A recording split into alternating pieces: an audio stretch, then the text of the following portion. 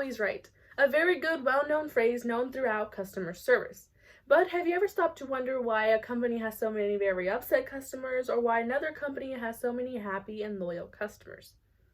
Hi, my name is Sonia Campos Ramos, and today I'll be explaining to you the psychology behind customer service. But most importantly, I will first go over how it feels when the customer is first greeted, to how to handle and deal with a very upset customer, and when it comes to my favorite part, marketing a product. Hi, welcome to my Del Taco. What can we make fresh for you today is how I have to greet the customers in the drive-thru line at work. Now, not many people will stop to think about this, but the way you do greet a customer will actually determine the rest of the outcome of their experience. Greeting a customer rudely will automatically put them in a bad mood and make them less compliant if something were to go wrong. Whereas if you greet a customer nicely, then they're most likely to be more compliant and not have as much attitude with you. For instance, I know that Starbucks employees are very highly encouraged to create personal relationships with their customers. And I know this because a former coworker of mine actually had to do this on a daily. They were encouraged to really know what kind of drinks they like, to always get their usuals, and know what kind of pastries they prefer. And that way they could always help push any recommendations and keep their customers loyal and happy and have them come back and come back. For example, my favorite Starbucks to always go to is the one across the street from Baker's in Yucaipa. There I am always greeted nicely, they're very patient, and they always give recommendations if I'm ever stuck on an order or something. And my favorite part that they do actually is instead of actually shutting the drive-thru window on you, they actually stop to have a conversation with you. I've never had that happen to me before, but the first time I went there, I was like, dang, this is really nice, and now I keep coming back. I come back and I come back any chance I get, despite the fact that I live in Banning. Now, it's very rare that I actually do encounter any bad customer service, but one I remember so vividly was from Carl's Jr. on Ramsey Street here in Banning. It was awful. We were waiting in the drive-thru line for a good 10 minutes because their service was very slow, and which I wasn't too picky about because I can understand, but we were actually on our way to going to Mexico, so we wanted to stop get something to eat. But anyways, that's besides the point. But they took forever to take our order, and not in the way where they told us that they would be with us in a moment. They just we didn't hear anything on the intercom, but there was cars in front of us, so we knew obviously like that someone was there and they were taking orders. So we waited, and finally when the cashier got there, very rude. She was just you can hear it in her voice that she didn't want to be there. And I thought maybe she's just been there all day. I can understand. So we weren't really going to make too much of a fuss about it till we got to the window. And since we waited so long to order, we actually forgot to order a couple of shakes. So when we added that to our order, she got very annoyed. I wouldn't say mad, but she just got annoyed over it.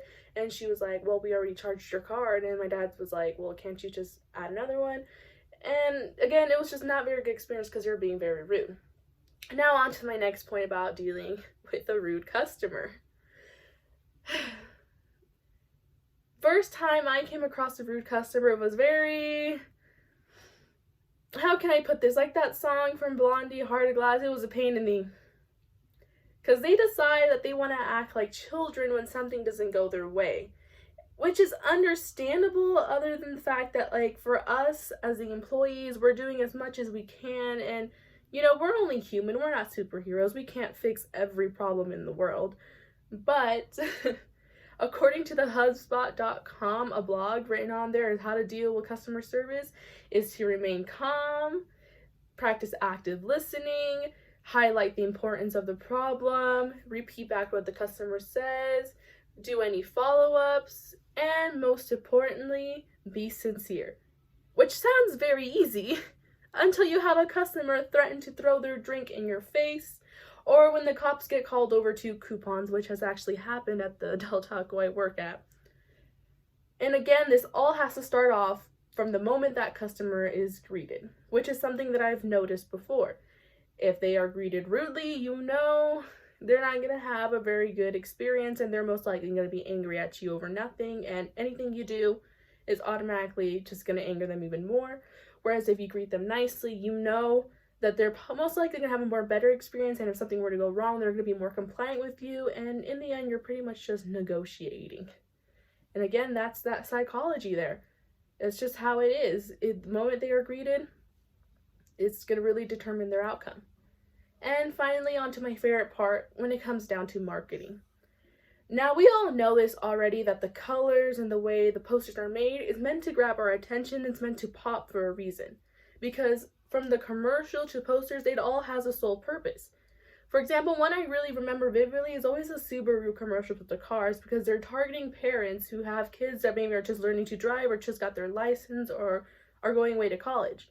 And it's always emphasizing that you want them to drive in something that is safe, because you as a parent aren't always going to be there for your kids, because they're going to eventually grow up and be on their own. And of course, as much as you'd like to be there, you'd rather them be in a car that they can trust. Or like the York peppermint patty commercials makes you feel like you're in the Arctic because of how minty their chocolate is.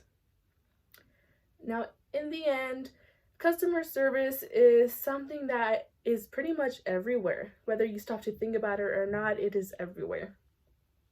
So next time you go to a store or something, I encourage you to actually stop and think about the way you're greeted, because everything has a sole purpose in working and encouraging their consumers to stay with them.